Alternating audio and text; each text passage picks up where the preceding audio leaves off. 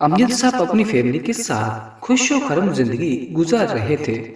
वो एक कारोबारी आदमी थे और उनकी शादी को तकरीबन 5 साल गुजर चुके थे। अल्लाह ने इन्हें औलाद जैसी मेहनत से भी नवाजा था। उनके 2 बच्चे भी थे। अमजद साहब की बीवी का नाम रेहाना था और वो एक पढ़ी लिखी औरत थी।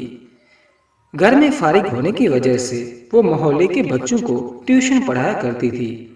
अमजद साहब दफ्तर चले जाते तो रेहाना घर के कामकाज से फारिग होकर बच्चों को पढ़ाने में मसरूफ हो जाती। अमजद साहब रेहाना पर बहुत ज्यादा भरोसा करते थे। यही वजह थी कि रेहाना के पास मैट्रिक पास बच्चे भी ट्यूशन पढ़ने आते थे, लेकिन अमजद साहब ने कभी कोई एतराज नहीं किया। वक्त अच्छा गुजर रहा था। एक दिन अमजद साहब की खाला समीना रात के वक्त उनके घर आई। थोड़ी देर बैठने के बाद अमजद साहब से बोली, अमजद बेटा, आज मैं एक काम से तुम्हारे घर आई हूँ। जी खाला, हुक्म करें, हम क्या खिदमत कर सकते हैं? कुछ नहीं बेटा, मैं चाहती हूँ कि रेहाना बेटी हमारे नोमी को भी ट्यूशन पढ़ा दिया करे। वो पढ़ाई में बहुत कमजोर होता जा रहा है। जी खाला, इसमें परेशानी वाली कौन सी बात है? वो मेरे भाई की तरह है। आप इसे कल से ही भेज दिया करें। इसकी भाभी इसे पढ़ा दिया करेगी। क्यों रेहाना, तुम्हें कोई एतराज तो नहीं? अमजद साहब, मुझे क्यों एतराज होगा? वो हमारे घर का ही तो बच्चा है।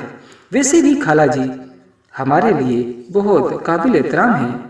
हम उनको इनकार नहीं कर सकते। इसलिए जब नोमी का दिल चाहे पढ़ने आ जाए, मैं इसे पढ़ा दिया करूंगी। अमजद बेटा, अब मैं चलती हूँ। तुम दोनों का बहुत शुक्रिया। मुझे तुमसे यही उम्मीद। मैं कल से ही नोमी को पढ़ने भेज दूंगी। नोमी खाला समीना का छोटा बेटा था। इसकी उम्र 16 साल थी, मगर देखने में मुकम्मल मर्द लगता था। नोमी अगले दिन ही रेहाना के पास ट्यूशन आने लगा। रेहाना दूसरे बच्चों की निस्बत इस पर ज्यादा तवज्जो देती, क्योंकि वो खाला समीना का बेटा था।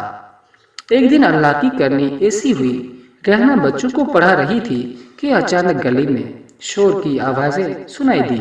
जब रेहाना शोर सुनकर बाहर निकली तो इसकी जान निकल गई, क्योंकि कोई तेज रफ्तार मोटरसाइकिल वाला रेहाना के छोटे बेटे हारून को टक्कर मार के भाग गया था। वो जख्मी हालत में गली में गिरा पड़ा था। इतने में नोमी मोटरसाइकिल निकाल कर लाया और बोला, भाभी जी, आप हारून को लेकर मेरे साथ मोटर पर बैठ जाए, हम इसे अस्पताल लेकर चलते हैं। रेहाना ने जल्दी से हारून को उठाया और अस्पताल पहुंच गए। वहां डॉक्टरों ने हारून की पट्टी की और कुछ दवाइयां दी। रेहाना 1 घंटे बाद घर वापस आई तो अमजद साहब भी घर आ चुके थे। दोनों ने नोमी का शुक्रिया अदा किया। इसके बाद तो रेहाना और भी नोमी के करीब हो गई। इसे जब भी बाजार के किसी काम से जाना होता, वो भला झिझक नोमी के साथ चली जाती।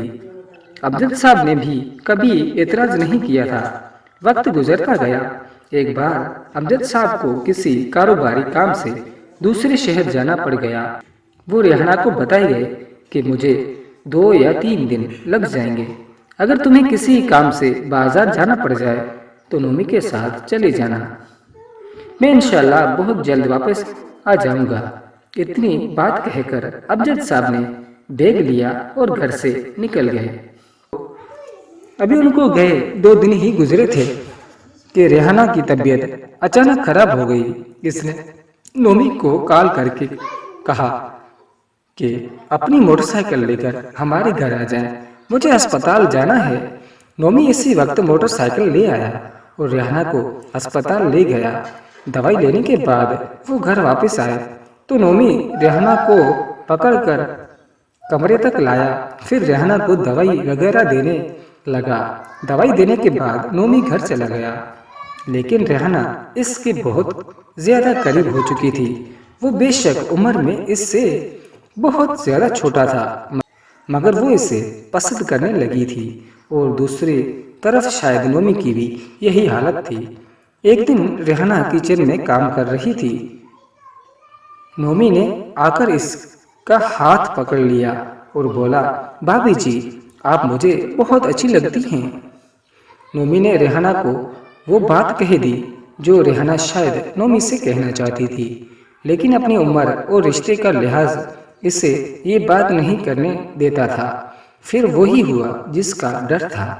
अमजद साहब के दफ्तर जाने के बाद रेहाना ने नोमी को कॉल करके अपने घर बुलाया और वो सब कुछ कर बैठी जो अमजद साहब ने कभी तस्वर भी नहीं किया था। बेशक रेहाना पर ये नौबत अपने शोहर की अंधे एतबार की वजह से आई।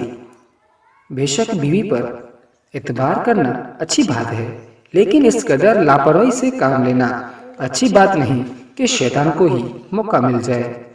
दोस्तों, उम्मीद है आपको ये कहानी अच्छी लगी होगी। अगर ये कहानी आपको अच्छी लगी हो तो प्लीज़ इस वीडियो को एक लाइक कीजिए और इस वीडियो को शेयर ज़रूर कीजिए।